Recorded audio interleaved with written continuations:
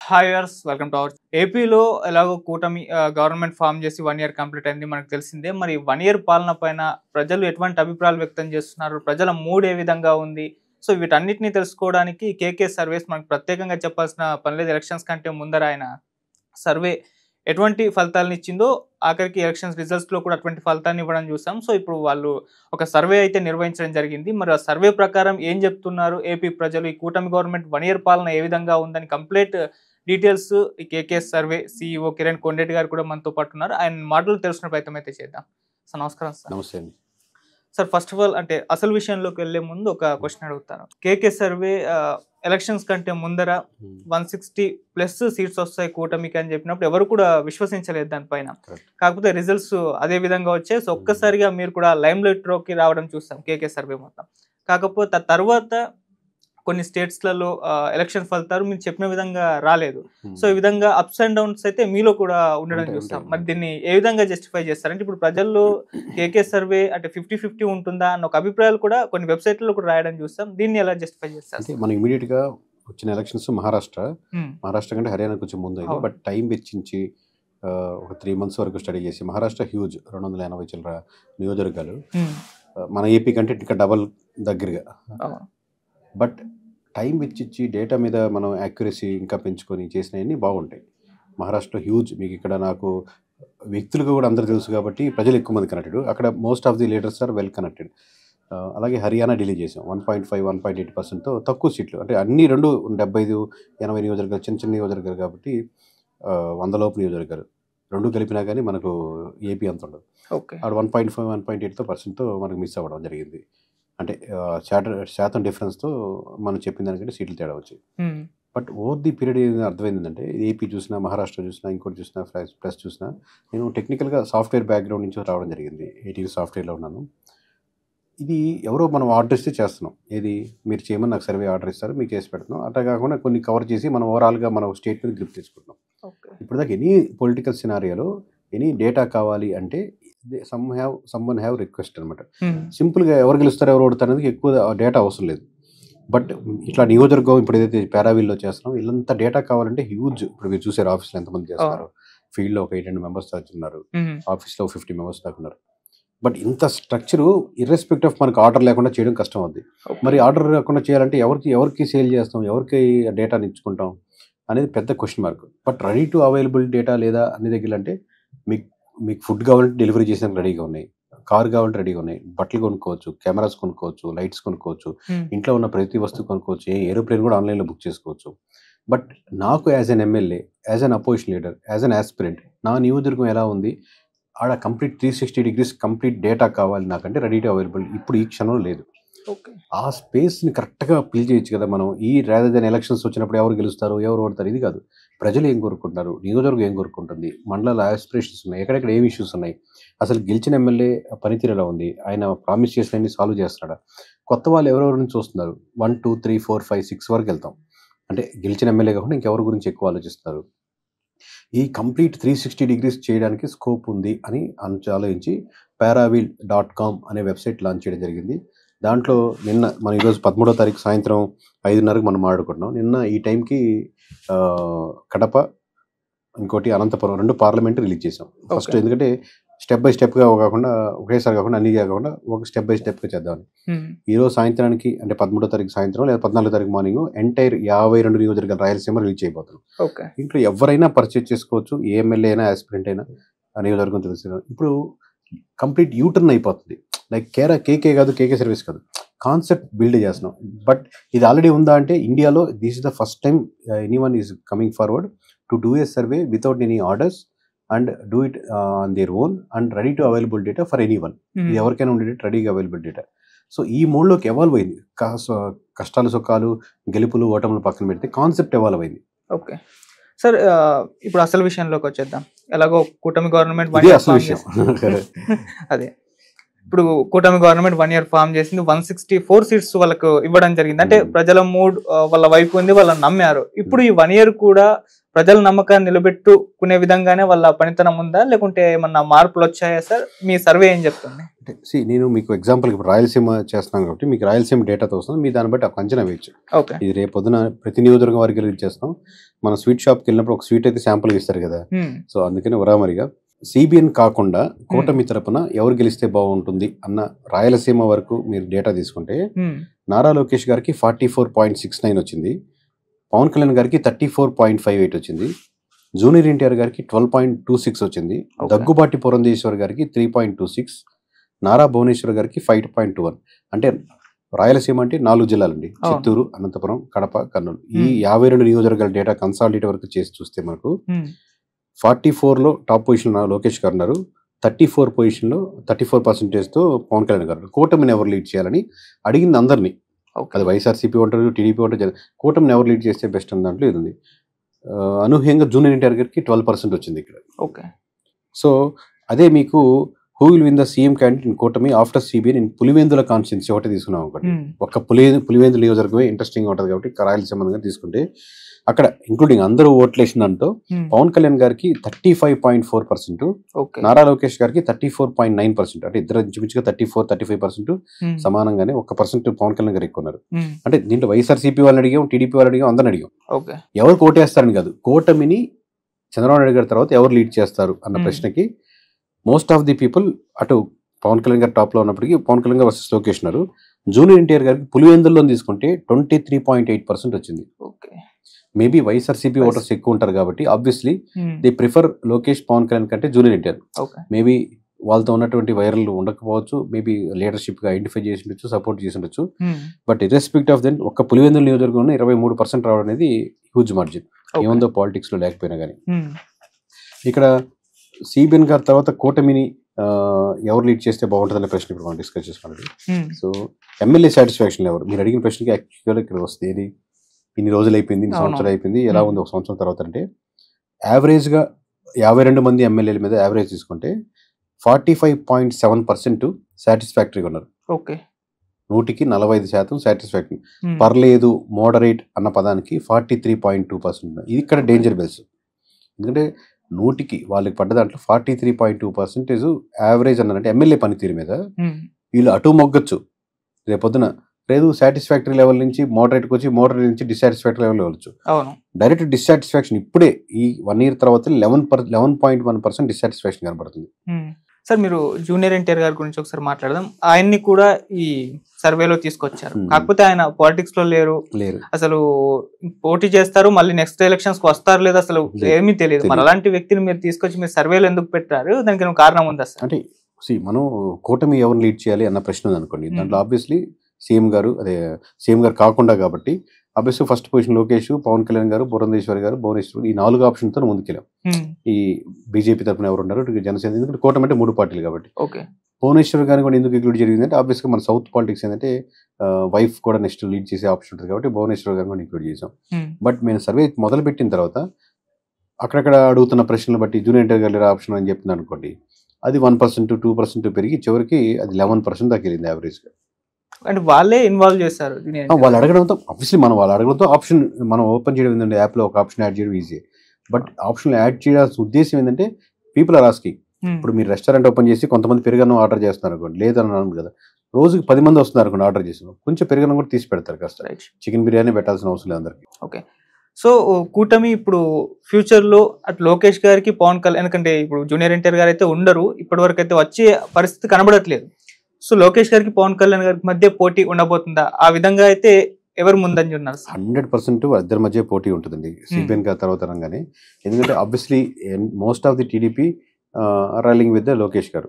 దాంట్లో age factor కూడా బాగుంది ఆయనకి. ఏజ్ మోర్ దాన్ 45-50 ఉండే ఏజ్ అంతా, బికాస్ వాళ్ళు పార్టీతో ఎక్కువ సంవత్సరాలు చలైన ఉంటారు కాబట్టి, compared with the below 45 years age. అదే మీకు పవన్ కళ్యాణ్ గారికి వస్తే 66% వరకు జనసేన తరపు నుంచి ఇంట్రెస్ట్ చూపిస్తున్నటువంటి కార్యకర్తలు కానీ, జన సైనికులు కానీ, వీళ్ళలో 66-70% కూటమిని పవన్ కళ్యాణ్ గారు లీడ్ చేయాలి అంటున్నారు. సో యావరేజ్గా తీసుకుంటే ఇద్దరి మధ్య పోటాపోటీ 100% ఉన్నట్టే. బట్ కూటమిని లీడ్ చేయగలుగుతారా లేదా అనేది వేరే ప్రశ్న.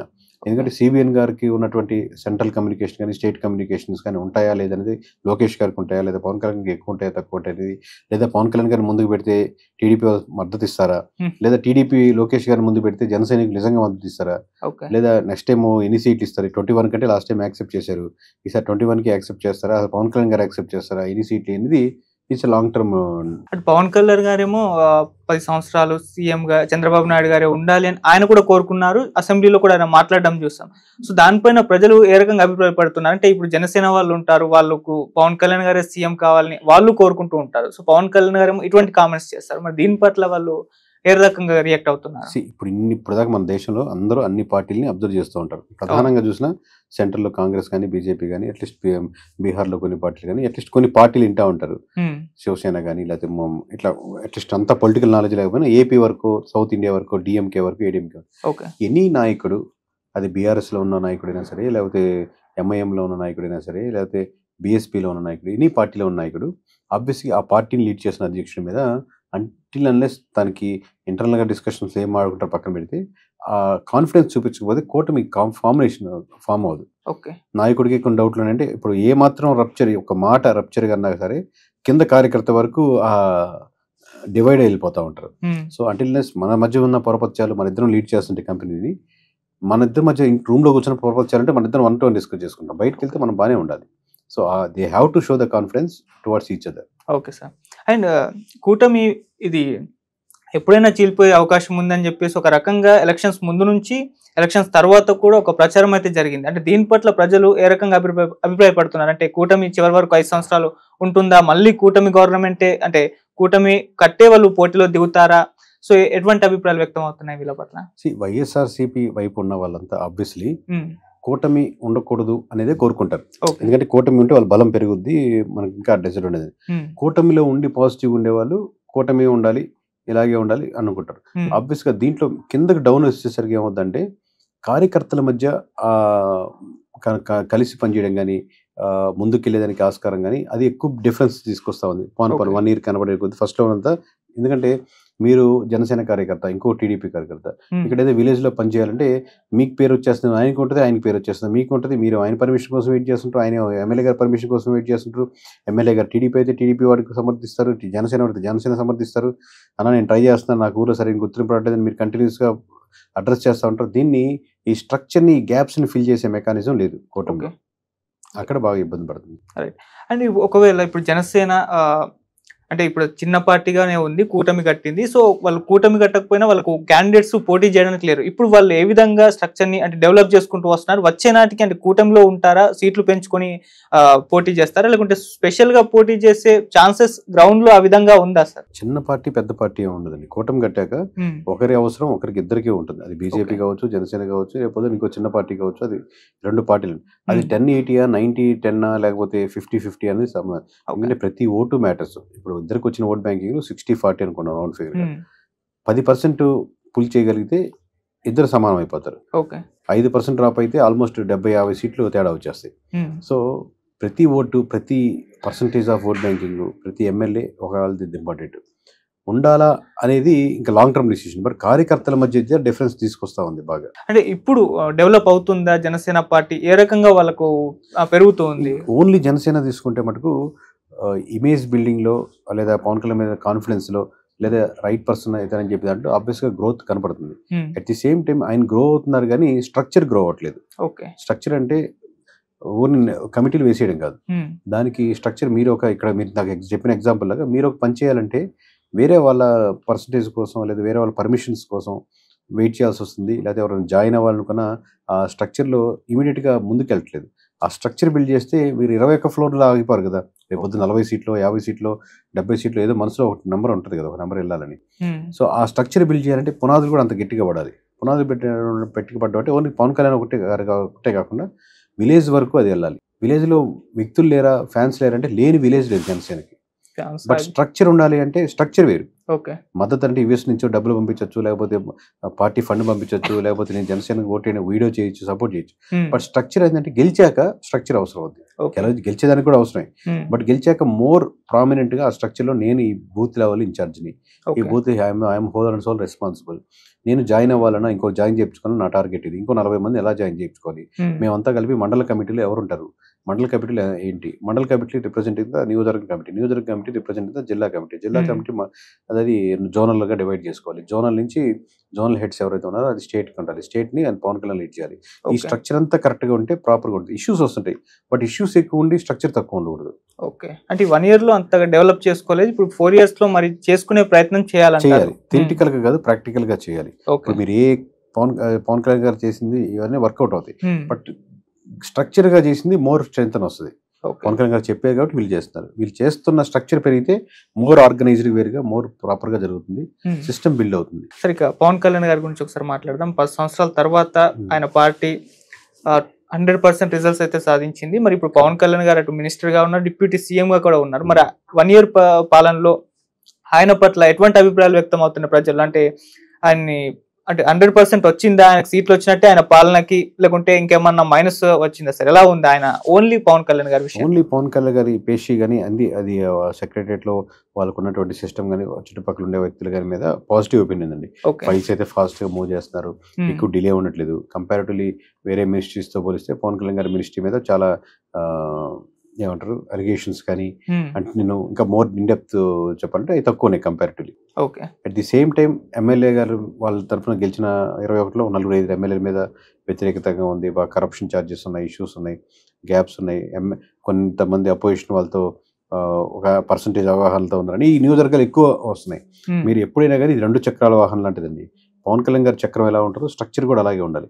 ఆ స్ట్రక్చర్ 2 టర్న్ అవుతున్నప్పుడు రేపొద్దున 21 నుంచి నెక్స్ట్ లెవెల్కి వెళ్తుంది. లేదు ఇలాగే ఉండాలి, ఇలాగే వెళ్తా ఉంటే అది వేరే లాంగ్ రన్ ఉండదు. జగన్మోహన్ రెడ్డి గారి గురించి ఒకసారి సార్, అంటే 11 సీట్లకు పడిపోయేలా చేసిందంటే అంత వ్యతిరేకత ప్రజల్లో ఆయన మీద ఏర్పడింది. ఇప్పుడు కూడా అలానే ఉందా, లేకుంటే ఏదైనా మార్పు కనిపించింది? అంటే జగన్మోహన్ రెడ్డి గారి విషయంలో ఇప్పుడు ప్రజలు ఏం చెప్తున్నారు సార్? ప్రజలు మిక్స్డ్ ఒపీనియన్స్ ఉన్నాయి. ఆబ్వియస్లీ బిలో మధ్య తరగతి సెక్షన్కి వస్తే మటుకు ఆస్పిరేషన్స్, ఎందుకంటే పథకాలు బాగా స్ట్రాంగ్ గా వెళ్ళిపోయిపోయింది. సరే వెళ్ళిపోయినప్పుడు ఏంటంటే కంటిన్యూటీ ఉండడం వల్ల ఇప్పుడు ఆ గ్యాప్ ని ఆ పథకాల మీద రాకపోవడం, వీటి మీద నెగిటివిటీ ఉండి ఆ టైంలో అయితే రైట్ టైగా వచ్చేదని అంటారు. అలాగే నెగిటివిటీ ఏంటంటే ఆబ్వియస్లీ మనం అనుకుంది జరిగింది కానీ మోస్ట్ ఆఫ్ ది 60% ఓటీ అయితే చేశారు, వాళ్ళు అనుకుంది జరిగింది కాబట్టి 60% అనుకుంది జరిగింది అనే దాంట్లో ఫ్యాక్టర్ ఎక్కువ కనపడతా ఉంటుంది. బట్ ఇండివిజువల్ గా జగన్ గారి పనితీరు మెరుగుపరచాలి అనే విషయంలో మనకి ఎక్కువ మంది భావిస్తున్నారు. లైక్ ఫర్ ఎగ్జాంపుల్ 66% వరకు ఆయన అసెంబ్లీకి వెళ్ళాలని కోరుకునే వాళ్ళు కానీ, లేదా కోటరీ నుంచి బయటకు వచ్చి ఆ structure new faces new structure గా బిల్డ్ చేయాలి, చాలా ప్రొఫెషనల్ వేలుగా ఉండాలనేది కానీ, లేదా గ్రౌండ్ వరకు జరుగుతున్న దాంట్లో లేదా నియోజకవర్గ ఇన్ఛార్జీలు పెట్టడంలో మోర్ ప్రొఫెషనల్ గా ఉండాలి కానీ, 1 or 2 లీడర్స్ పెట్టుకుని దాంట్లో ఎవరైతే పనితీరు బాగుంటుందో వాళ్ళకి ఎమ్మెల్యే సీట్ ఇచ్చే స్ట్రక్చర్ బిల్డ్ చేయడం కానీ, ఓన్లీ జనసేన ఫేస్ అదే ఓన్లీ వైఎస్ఆర్సీపీ ఫేస్ జగన్ గారి ఫేస్ కాకుండా ఒక నేరేటివ్ గా ఒక స్ట్రక్చరల్ గా ముందుకెళ్ళి, ఎందుకంటే గెలవడం ఓడిపోవడం 2 జరిగిపోయినాయి. ఇప్పుడు ఏంటంటే గెలవాలంటే ఆ ఆస్పిరేషన్స్ ఫుల్ఫిల్ చేసుకునే స్ట్రక్చర్ బిల్డ్ చేసుకోవడం కానీ, వీటిలో లోటుపట్టినాయి ఎన్ని కరెక్ట్ చేసుకుని ముందుకు వెళ్తే అప్పుడు నిజంగా జగన్ 2.0 అవుతారు. ఓకే సార్, ఇప్పుడు అసెంబ్లీకి వెళ్ళకపోవడం అనేది ఇప్పుడు బాగా డ్యామేజ్ చేసినట్టు కనిపిస్తుంది. 100%. అండ్ కోటరీ నుంచి మీరు అన్నట్టు కూడా ఆయన ఫామ్ హౌస్ లోనే ఉంటున్నారు, బయటకు రావట్లేదు అన్న విమర్శ కూడా మొదటి నుంచి కూడా రావడం చూస్తున్నాం. సో ఈ 2 కూడా మరి ఏ స్థాయిలో డ్యామేజ్ చేసే అవకాశం ఉంది సార్? ఫామ్ హౌస్ లో ఉంటారనే దాని మీద కమెంట్ చేయలేం కానీ స్ట్రక్చర్ బిల్డ్ చేసుకోవడం దాంట్లో మటుకు ఇంకా చాలా ముందుకెళ్ళాలి. ఒక పాజిటివ్ నేరేటివ్ కానీ, పాజిటివ్ ఒపీనియన్ కానీ దాని మీద రీబిల్డ్ చేసుకునే దానికి మోర్ టెక్నికల్ గా సౌండింగ్ గా చేసుకోవడం కానీ, వీటిలో ఇంకా ముందుకెళ్తే ఆబ్వియస్లీ మోర్ అడ్వాంటేజ్ ఉంటుంది. సో జగన్మోహన్ రెడ్డి గారు అంటే ఇప్పటికి కూడా సంక్షేమ పథకాలని చెప్తూ ఉంటారు. సో ఇప్పుడు ఈ 1 year లో అండ్ వాళ్ళ జగన్మోహన్ రెడ్డి గారి హయాంలో ఈ సంక్షేమ పథకాల విషయంలో కంపేర్ చేస్తే ఎవరికి బెటర్మెంట్ ఉంది సార్? పథకాలు ఏంటంటే ఆబ్వియస్గా ఇప్పుడు 1 year కంప్లీట్ అయింది, ఇంకా చాలా ఇవ్వాల్సిన వాళ్ళు ఉన్నారు. ఆయన ఎక్కువ చెప్పిన పథకాలు అయితే ఫుల్ఫిల్ చేశారు. ఓన్లీ పథకాల పర్స్పెక్టివ్ చూస్తే obviously he fulfilled what he told. అంతవరకు అయితే ఆ సెక్షన్ లో అంటే ఏ అయితే పథకాలు ఉన్నాయి. ఇప్పుడు వీళ్ళు చెప్పిన పథకాలు ఇంకా వస్తున్నాయి కాబట్టి వెయిట్ అండ్ సీ లాగా ఉంది. ఇంకొస్తాయి, రాబోతున్నాయి కదా, చూద్దాం వస్తాయని. అది కొన్ని రోజులు వెయిట్ చేస్తారు, బట్ ఎక్కువ డిలే కొద్ది మోర్ డ్యామేజ్ ఉంటుంది. దట్టు రాయలసీమ ఎందుకు మాట్లాడుతున్నానంటే ఇప్పుడు మనం రేపొద్దున paravil.com అనే వెబ్సైట్ లో ప్రతి ఒక్క నియోజకవర్గం ఇస్తున్నాం. దాంతో రాయలసీమతోనే మొదలు పెడుతున్నాం. 52 నియోజకవర్గాలు రీచ్ చేస్తున్నాం. అక్కడ మేజర్ ఏంటంటే చిన్న పర్సంటేజ్ కూడా ఓట్ బ్యాంకింగ్ షిఫ్ట్ అవుతుంది. ఎందుకంటే క్లోజ్డ్‌గా వచ్చాయి కాబట్టి. పర్టిక్యులర్‌లీ కడప, పార పాత జిల్లా గాని, లేకపోతే కర్నూలు జిల్లా గాని ఈ క్లోజ్ కంటెస్ట్‌గా వచ్చాయి. ఈ ఓకే. జిల్లాలో ఏంటంటే కొంచెం పర్సంటేజ్ రైవల్ అయినా గాని, మారినా గాని మోర్ అడ్వాంటేజ్ వైఎస్ఆర్‌సీపీకి అవుతుంది. సార్ ఇక రాయలసీమ గురించి అన్నారు. ఒకసారి అది మాట్లాడితే మొన్న చంద్రబాబు నాయుడు గారు ఒక మహాసభలో మాట్లాడడం జరిగింది. వచ్చేసరికి రాయలసీమలో ఉన్న మొత్తం సీట్లు మనవే అవుతాయి అంటూ ఒక కామెంట్ కూడా చేయడం జరిగింది. అటువంటి పరిస్థితి ఉందా అటువంటి పరిస్థితి ఈ రోజుకి లేదండి. ఈ రోజుకి? ఎందుకంటే ఈ 52 నియోజకవర్గాలండి మొత్తం. అవును. ఇప్పటికిప్పుడు ఎలక్షన్స్ జరిగితే ఈ రోజుకి టీడీపీ 38 సీట్లు మాత్రం గెలుచుకునే స్కోప్ ఉంది. ఇప్పటికిప్పుడు 52 అవుట్ ఆఫ్ 52. 52 out of 52. వైఎస్ఆర్సీపీకి 14 సీట్లు వచ్చే ఆస్కారం ఉంది ఈ రోజుకి ఎలక్షన్ జరిగింది. అంటే మొన్న వరకు 11 అంటే ఇప్పుడు కేవలం రాయలసీమలోనే 14 సీట్లు గెలుచుకునే స్కోప్ ఉంది. సార్ లెక్కను చూసుకుంటే వచ్చే ఎలక్షన్స్ నాటికి వైసీపీకే ప్లస్ అయ్యే అవకాశం అది నేను చెప్పలేను. ఎందుకంటే నేను మామూలుగా ఇప్పుడు ఏంటంటే మనం రాయలసీమ వరకు రిలీజ్ చేస్తున్నాం, ప్రతి నియోజకవర్గం డీటెయిల్ రిలీజ్ చేస్తున్నాం. ఏ నియోజకవర్గం ఆ నియోజకవర్గం పర్చేజ్ చేసుకోవచ్చు. కంప్లీట్ నియోజకవర్గం సెంట్రిక్గా పెట్టుకొని ప్రతి నియోజకవర్గంలో దాదాపు మీరు ఒక రిపోర్ట్ పర్చేజ్ చేస్తే దాన్ని స్టడీ చేస్తే చదవాలంటే టకటకనే 2-3 అవర్స్ చదివేయచ్చు. బట్ స్టడీ చేసి నెంబర్స్ మీద కూర్చోవాలంటే మోర్ అనలైజ్ చేయాలంటే కనీసం 1 డే పడుతుంది. అంటే అన్ని పేజెస్ అన్ని డీటెయిల్ డాక్యుమెంట్స్లో అవన్నీ నేను ఒక్కొక్క నియోజకవర్గం చదవాలంటే నాకు 1 డే ఇంటర్వ్యూస్ మీద 1 డే పడుతుంది ఒక నియోజకవర్గానికి.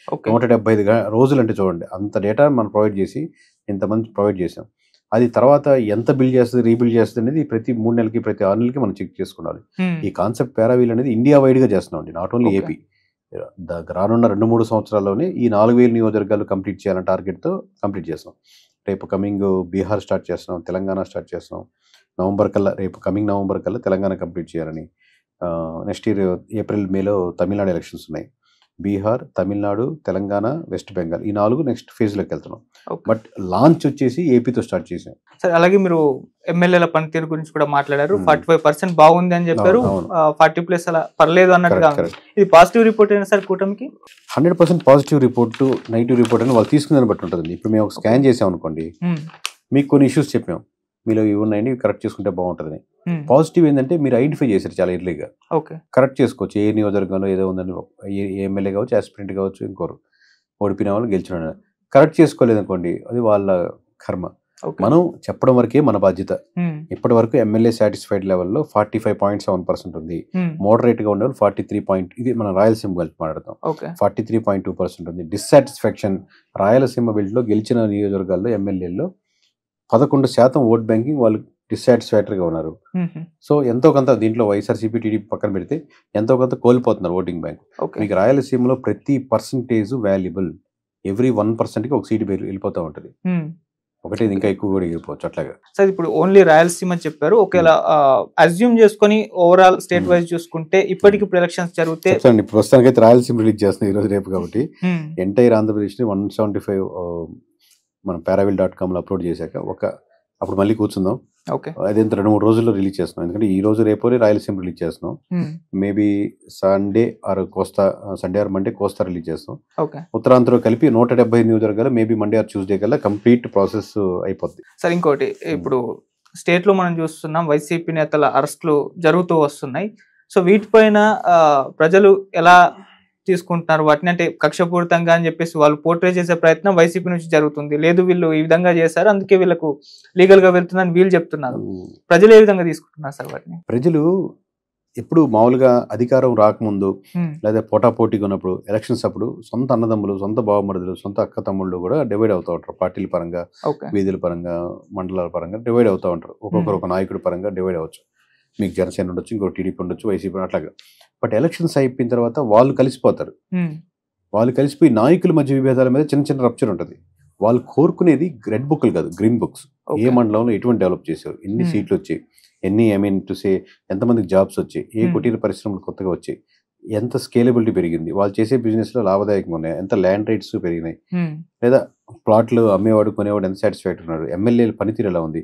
మనం ఏమైనా 3 ఎకరాలు తీసుకొని ప్లాట్ కన్వర్ట్ చేసి ఎమ్మెల్యేలు రూపాయి ఖర్చు లేకుండా వచ్చి ఓపెనింగ్కి వచ్చేసి దాన్ని ఇంకా మంచిగా చేసుకుని అంటున్నారా, లేదా నా 10 ప్లాట్లు ఓపెన్ చేసి ఒక ప్లాట్ నాకు ఇవ్వమని అడుగుతున్నారా, లేకపోతే ఇసుకలో పర్సంటేజ్లు అడుగుతున్నారా, లేకపోతే ఎనీథింగ్ ఒక స్కీమ్స్ ఉన్నప్పుడు పర్సంటేజ్లు అడుగుతున్నారా, మోర్ దెన్ చుట్టుపక్కల ఉండే వాళ్ళు కోటరీలు బాగా తినేస్తున్నారని టాక్ వచ్చిందా, ఇలా చాలా బాగా చేస్తున్నాడు, ఎప్పుడు అవైలబిలిటీ ఉన్నాడు, అర్ధరాత్రి తలుపు కట్టినా ఆయన చూస్తున్నాడు, ఇంటికి వచ్చి మాట్లాడుతున్నాడు అంటున్నారా, అసలు ఎమ్మెల్యే నియోజకవర్గంలో కనపట్లేదు, మాల్ చూసి చాలా లేదు అనుకుంటున్నారా, వీటి అంశాల మీద ఇది టర్న్ అరౌండ్ అవుద్దా అనేది ఆధారపడుతుంది. అంటే ఇప్పుడు జగన్మోహన్ రెడ్డి గారు కూడా కొన్ని రోజుల నుంచి కూడా ఆయన అరెస్ట్ అవుతారు అన్నట్టు, రేపో మాపో అన్నట్టుగానే మీడియాలో కూడా ప్రచారం జరిగింది కదా.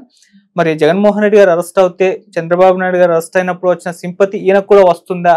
దాని గురించి ఏమన్నా అంటే ఏ స్టేజ్ లో దాన్ని బట్టి తేడా ఉంటుందండి. ఓకే, ఎలక్షన్స్ టైంలో అనుకోండి ఒక టైం ఉంటుంది, ఎలక్షన్స్ ముందు అంటే ఒక పర్సంటేజ్ ఉంటుంది. ఆబ్వియస్లీ సింపతి వస్తుందా రాదు అనేది ఏ ఫ్యాక్టర్ మీద, ఆ రోజు ఏ నేరేటివ్ బిల్డ్ చేశారు, రెండు పార్టీలు కన్విన్స్ చేయగలిగా, ఎవరు ప్రజలు ఎక్కువ కన్విన్స్ అవుతున్నారు అనే దాని మీద, ఆ నేరేటివ్ మీద ఆధారపడుతుంది, ఆ టెక్నికాలిటీ మీద ఆధారపడుతుంది, ఆ టైమింగ్ మీద ఆధారపడుతుంది. అండ్ ఇంకోటి సార్, రాయలసీమలో చేశారు కాబట్టి సర్వే, అమరావతి రాజధాని తెలియదు, ఆంధ్రప్రదేశ్ ఇది ఆల్ ఓవర్ ఇండియా చేస్తున్నాం. బట్ రిలీజింగ్ అనేది 1 డే గ్యాప్ పెట్టుకొని ఒకేసారి కాకుండా ఒక 2 పార్లమెంట్లు, తర్వాత రాయలసీమ, తర్వాత కోస్తా, ఇట్లా ఇప్పుడు రాయలసీమ రిపోర్ట్ కాబట్టి అమరావతిని రాజధానిగా వీళ్ళు అనౌన్స్ చేస్తారు. ఇప్పుడు డెవలప్మెంట్ పనులు అక్కడ జరుగుతున్నాయి. దాని పట్ల, రాజధాని పట్ల రాయలసీమ వాళ్ళు ఎటువంటి అభిప్రాయాలు వ్యక్తం చేస్తున్నారు? కోరుకోవడం ఒకటి, నాకు ఇంపాక్ట్ ఒకటి. ఆబ్వియస్ గా ప్రతి ఒక్కరికి మన స్టేట్ హెడ్ కదా అని ఒక ఫాలోయర్స్ పార్టీ ఉంటుంది.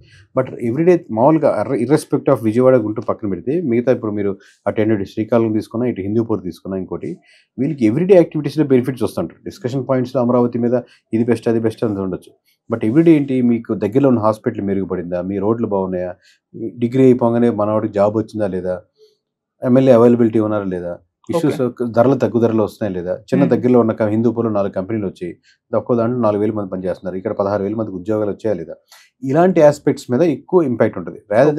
రాజధాని ఎఫెక్ట్ ఎక్కువ డిస్కషన్స్లోకి వేరే వాటి పనికి వస్తుంది. గుంటూరు విజయవాడ వాళ్ళకి ఎక్కువ ఇంపాక్ట్ చూపిస్తారు డైరెక్ట్గా, ఎందుకంటే మనం ఓటింగ్ మాట్లాడుతున్నాం కాబట్టి. శ్రీకాకుళం నుంచి ఇటు హిందూపురం వరకు ఇర్రెస్పెక్ట్ ఆఫ్ ఈ పక్కన పెడితే, మిగతా ఈ ప్రామినెంట్ విజయవాడ గుంటూరు పక్కన పెడితే మోస్ట్లీ వాళ్ళ ఇష్యూస్ మీద ఎక్కువ ఇంపాక్ట్ చూపిస్తుంది. ఓకే, అంటే ఓన్లీ వాళ్ళు రీజనల్ డెవలప్మెంట్ గురించి వాళ్ళు ఎక్కువ ఆలోచిస్తున్నారు. రీజనల్ కూడా కాదండి, ఇంకా కిందకు వస్తే మీరు డోర్ ఓపెన్ చేసుకుని బయటికి జాబ్కి వెళ్తే నాకు జాబ్ ఉందా లేదా, నాకు అన్ని టైంకి వస్తున్నాయా లేదా, ఏమైనా తుఫాన్లు వచ్చినా, వరదలు వచ్చినా మున్సిపాలిటీ నీట్గా ఉన్నాయా లేదా, లేదా వర్షం దోమలు ఎక్కువ ఉన్నాయా లేదా, మున్సిపాలిటీ బాగుంది. ఇవి హార్ట్ టచింగ్ అనమాట. ఎందుకంటే ఇది మీ ఇంటర్వ్యూలో మీడియాలో ఎక్కడ డిస్కస్ చేయరు, కానీ ఒక వ్యక్తి తాలూకు కోరికలు ఎక్కువ ఫస్ట్ వస్తాయి. ఓకే, పోలీస్ స్టేషన్కి ఏదైనా ఇష్యూ వస్తే వెంటనే రిజాల్వ్ చేస్తున్నారు లేదా, ఎవరైనా ఫోన్ చేస్తే నాకు కస్టమర్ సపోర్ట్ చేస్తున్నారు లేదా, ఇవే ప్రధానంగా ఉంటాయి. అవి దాటుకున్న తర్వాత విలేజ్లో నీ పనితీరు, నీట్నెస్, ఇవన్నీ తర్వాత ఉంటాయి. వ్యక్తి ఎందుకంటే మీరు ఇంజనీరింగ్ అయిపోతే మీరు ఏం కోరుకుంటారు, అమరావతి కోరుకుంటారా, మీరు జాబ్ కోరుకుంటారు? ఫస్ట్ మీకు జాబ్ కావాలి. అమరావతి కూడా అవసరం లేదంటే అమరావతి, బట్ మీకు ఎక్కువ ఇంపాక్ట్ చూపించేది మీ నాన్నగారు ఆరోగ్యం, మీ ఇంట్లో ఉన్న టాబ్లెట్స్, వాళ్ళ ఖర్చులు, మీ పిల్లలు ఉంటే ఎవరన్నా స్కూల్ బాగుందా లేదా, నా ఫీజులు తక్కువ ఉన్నాయా లేదా, ఇవి ఎక్కువ ఎమోషనల్ కంటెంట్ అనమాట. ఇవి ఫస్ట్. సో వ్యక్తి తాలూకు అవసరాలు ఫస్ట్ ప్రయారిటీలోకి వస్తాయి. ఇవి తీరిపోయిన దేశాలకి రాష్ట్ర స్థాయి, కంట్రీ స్థాయి గురించి ఎక్కువ డిస్కస్ చేసుకుంటారు. మనం ఇంకా ఆ స్టేజ్లో లేం కాబట్టి ఫస్ట్ హాస్పిటల్స్, స్కూల్స్, పనితీరు, వీటి మీద ఎక్కువ కాన్సన్ట్రేషన్ ఉంటుంది. ఓకే, వీటిపైన అయితే పాజిటివ్ రిపోర్ట్ ఉందా సార్? ఉండదండి, ఆబ్వియస్లీ ఇంతమంది ఓడిపోరు కదా, ఇప్పుడు ఇంత డిఫరెన్స్ ఉండదు కదా. సరే, ఇక బీజేపీ గురించి ఒకసారి స్పెషల్ గా మాట్లాడుకుందాం. అంటే బీజేపీ కూటమిలో రాకముందు 0% దాని ఓటింగ్ షేర్, కూటమిలోకి వచ్చి కొన్ని సీట్లు అయితే గెలుచుకుంది. మరి ఇప్పుడు బీజేపీ పట్ల మళ్ళీ వచ్చే ఎలక్షన్స్ నాటికి కొద్ది పాజిటివ్ గానే ఉందా, లేకుంటే 0 కాస్త మెరుగైందా, ఎలా ఉంది సార్? దానికి 0% ఉండదండి, ఎందుకంటే ఒక స్ట్రెంగ్త్ ఉన్న పార్టీకి ఓట్లు అనేది ప్రధానమైనది కాదు. దానికి రైట్ టైంలో రైట్ పొజిషన్ చేస్తే సపోర్ట్ చేసే వాళ్ళు ఎక్కువ ఉంటారు. రైట్ టైంలో రైట్ పొజిషన్ చేయకుండా ఒకదానికి అలైన్డ్ గానో లేకపోతే ఇంకోటి చాలా కంటిన్యూటీగా చేస్తున్నారు కాబట్టి ఆబ్వియస్గా ఓటింగ్, దానికి ఉన్న సపోర్ట్ శాతం కంటే ఓటింగ్ శాతం తక్కువ. అంటే లెట్స్ అజ్యూమ్ మీరు 10 మంది కలిపి బీజేపీ మద్దతుదారులు బీజేపీ గెలవాలనుకున్నారు అనుకోండి, మీ దగ్గర బీజేపీ స్టాండ్ అలోన్ గానో లేకపోతే బీజేపీ మీకు సంబంధం లేని పార్టీతో టైప్ అయినా లేకపోతే ఇంకోటి చేసినా కానీ మీరు అక్కడ గెలుస్తుందా లేదా చూసి వేరే పార్టీకి ఓటేద్దాం. మీరు ఆ పార్టీ వాళ్ళే, బట్ స్టాండ్ అలోన్గా, స్ట్రాంగ్గా, స్ట్రెంగ్త్గా 170 నియోజకవర్గాలు ట్రావెల్ చేస్తూ ఈ గడిచిన 20 సంవత్సరాల్లో దాని స్ట్రెంగ్త్ పెరిగి ఉంటే ఈ పార్టీకి వేరే స్టాండ్ పొజిషన్లో ఉండేది. బట్ తనకున్న స్ట్రెంగ్త్ని తగ్గించుకుంటూ అప్పుడు అవసరాలు తీర్చుకుంటూ ఉన్నారు. ఏపీ వరకే మాట్లాడుతున్నాను, మిగతా దగ్గర అట్లా చేశారు, అప్పుడు స్ట్రెంత్ పెరుగుతుంది. సో ఖచ్చితంగా ఓట్ బ్యాంకింగ్ వేరు, మద్దతుదారులు వేరు. మద్దతుదారులు ఎక్కువ మందే ఉన్నారు, బట్ ఓట్ బ్యాంకింగ్ దాన్ని కర్వ్ చేసుకుని టర్న్ చేసుకునే దానికి రైట్ పొజిషన్లో ఏపీలో అయితే పెట్టట్లేదు గడిచిన 20-25 సంవత్సరాలు. ఓకే సార్, బీజేపీ గురించి ఇంకో విమర్శ కూడా వాటిపైన ఉంది. అంటే కూటమిలో ఉన్నప్పుడు కూటమిని చీల్చి వాళ్ళు గవర్నమెంట్ ఫామ్ చేసే పరిస్థితులకు బీజేపీ తెస్తుంది, మహారాష్ట్రలో చేసింది, ఏపీలో కూడా చేసే అవకాశం ఉందని అప్పుడు వైసీపీ వాళ్ళు కూడా కాస్త ప్రచారం చేశారు. అటువంటి పరిస్థితి ఉందా సార్? పరిస్థితి ఇప్పుడు డివైడ్ చేసి స్టాండ్ అలోన్గా చేసే పరిస్థితి లేవు, అన్ని ఓట్లు లేవు కాబట్టి ఆ పొజిషన్ ప్రస్తుతానికి ఏపీలో లేదు. ఓకే, అంటే ఫ్యూచర్లో ఎనీ పార్టీ తను ఎదగాలని, తన వ్యక్తి సీఎం అవ్వాలని, తన ఆధీనంలో ఆ రాష్ట్రం ఉండాలని, తన పార్టీ అక్కడ పరిపాలించాలని కోరుకుంటారు. దానికి ఏ స్టెప్ వైఎస్ఆర్సీపీ అయినా అది కోరుకుంటుంది, బీజేపీ అయినా అది కోరుకుంటుంది, కమ్యూనిస్ట్ అయినా, బీఎస్పీ అయినా అవే కోరుకుంటాయి. దానికి అవకాశాలు ఏంటి, రైట్ టైం స్ట్రాటజీ ఏంటి? ఇప్పుడు జనసేన కూడా 20 ఓట్లు 20 ఓట్లు అయిపోవాలి ఎప్పుడు అనుకోదు కదా. రేపు పొద్దున్న 40 అనో 50 అనో, లేకపోతే జనసేన ఫ్యాన్స్ లేకపోతే అభిమానులు ఏమంటారు దాన్ని, కార్యకర్తలు కానీ, జన సైనికులు కానీ, వీర మహిళలు కానీ, ఏదైతే సెక్షన్స్ అంటారో ఆ సెక్షన్స్ అని పవన్ కళ్యాణ్ గారు సీఎం అవ్వాలని కోరుకుంటారు. అది తప్పులేదు. ఏ టైంలో ఏ స్టెప్ తీసుకోవడం అనేది దానికి నిష్ణాతుడు అన్నమాట. మామూలు బీజేపీ క్యాడర్ కానీ పైన హైర్ అథారిటీ ఆబ్వియస్గా వాళ్ళు ముందుకెళ్ళానే కోరుకుంటారు. సరిగ్గా చివరిగా కూటమికి 164 సీట్స్ వచ్చాయి, టీడీపీకి 135 వచ్చాయి. సో వచ్చే ఎలక్షన్ నాటికి ఒకవేళ కూటమి లేకపోయినా టీడీపీ గెలిచే పరిస్థితి కనిపిస్తుందా, లేకుంటే వైసీపీకి ప్లస్ అయ్యి వైసీపీ వచ్చే అవకాశం ఉంది? కూటమి ఉంటే ఎలా ఉంది, కూటమి లేకపోతే ఎలా ఉంటుంది? కూటమి బలం అండి. అది ఎంత పర్సంటేజ్ అనేది ఇప్పుడు మీకు మన ఇక్కడ తూకం చూస్తున్నప్పుడు వెయిట్ చూస్తూ ఉంటే వెయిట్ మొగ్గదు, కేజీఏ బరువు అనిపిస్తూ ఉంటుంది. కానీ లాస్ట్లో వేసే అది తులసాకు కావచ్చు, చిన్న వెయిట్ ఏం కావచ్చు, 4 గింజలు కావచ్చు, మొత్తం వెయిట్ ని మారుస్తూ ఉంటుంది. అది ఎంత శాతం ఏందనుకంటే మొత్తం ఇటు నుంచి అటు మార్చేదానికి కూటమి బలాన్ని యాక్సెప్ట్ చేస్తారు అనమాట. ఓకే, అంటే సోలోగా పోటీ చేసినా కూడా టీడీపీకి ప్లస్ అవుతుందా, లేకుంటే అది ఏ సెక్షన్ లో ఉండేది చాలా ఫ్యాక్టర్స్ అదనమాట. ఇది ఒక్క సెక్షన్ లో మీకు చెప్పలేదు. ఎందుకంటే అప్పుడు లీడ్ ఎవరు తీసుకుంటున్నారు, లోకేష్ గారు తీసుకుంటున్నారు. Lokesh versus Pawan Kalyan vote banking అవుతుందా, ఓకే లోకేష్ వర్సెస్ జగన్మోహన్ రెడ్డి అవుతుందా, అప్పుడు ఓట్ బ్యాంకింగ్ ఏంటి, నిజంగా అప్పుడు జనసేన మద్దతు ఇస్తున్నారా, జనసేన అగెనిస్ట్ టీడీపీ అవుతుందా, అప్పుడు ఏ పాయింట్ మీద ఏ నేరేటివ్ మీద జనసేన ముందుకెళ్తుంది, బీజేపీ మద్దతు ఎవరికి ఇస్తున్నారు, అప్పుడు టీడీపీకి వెళ్తున్నారా జనసేనకి వెళ్తున్నారా, ఇండైరెక్ట్లీ వైఎస్ఆర్సీపీకి బీజేపీ సపోర్ట్ చేస్తే డైరెక్ట్ గా బీజేపీ వర్సెస్ వైఎస్ఆర్సీపీ ఉందా, త్రిముఖ కోణం పెట్టినప్పుడు అది చాలా ఫ్యాక్టర్స్ ఉన్నాయి దీంట్లో. ఆ సమయానికి జనసేన ఎందుకు పుంజుకుంది? ఒక ఊహాజనిత క్వశ్చన్ అయినప్పటికీ అడుగుతున్నాను సార్. ఇప్పుడున్న ఈ రిపోర్ట్స్ ని బేస్ చేసుకుని వచ్చే ఎలక్షన్స్ నాటికి పరిస్థితులు ఏ విధంగా మారే అవకాశం ఉంది సార్? మీరు ఇప్పుడు ఒక రీజియన్ లో మీరు చేశారు, సో వచ్చే ఎలక్షన్స్ నాటికి ఇప్పుడు మనం స్థాయిలో మారుతుంది. paravil.com అని మీరు ప్రెస్ చేస్తే మీరు కొట్టినా ఎవరు కొట్టినా దాంట్లో కంప్లీట్ 170 నియోజకవర్గాలు వస్తాయి. బట్ ఇప్పుడు సెక్షన్ వైజ్ గా ఈ రోజు అన్ని పెట్టకుండా ఒక 2 పార్లమెంట్లు రాయలసీమ అనేది ఈ రోజు రిలీజ్ చేస్తున్నాయి, ఈ రోజు రిపోర్ట్లో. బట్ ఎలా ఉంది పరిస్థితి అనేది ఇప్పుడు చెప్తాం కదండి. వైఎస్ఆర్సీపీ 14 స్థానాలకు వెళ్తుంది కాబట్టి ఈ రోజు ఎలక్షన్ చేస్తే ఇట్స్ ఖచ్చితంగా అలార్మింగ్ బెల్స్. రాయలసీమలోనే 14 సీట్లకి వెళ్తుంది ఈ రోజు ఎలక్షన్ జరుగుతుందంటే అది ఇట్స్ స్ట్రాంగ్ అలారం ఉంటుంది. కూటమి or TDP or YSR Janasena or BJP. మీరు అది కంటిన్యూ చేసుకుంటారా, దాన్ని డెవలప్ చేసుకుంటారా అనేది మిగతా ఏరియాల గురించి తర్వాత మాట్లాడదాం. బట్ స్ట్రాంగ్ అలారం అయితే మోగుతుంది. మరి మీరు ఎలా దాన్ని ఆపుకుంటారా, దాన్ని ముందుకు తీసుకెళ్తారనేది రానున్న సంవత్సరాలను బట్టి సమాధానం.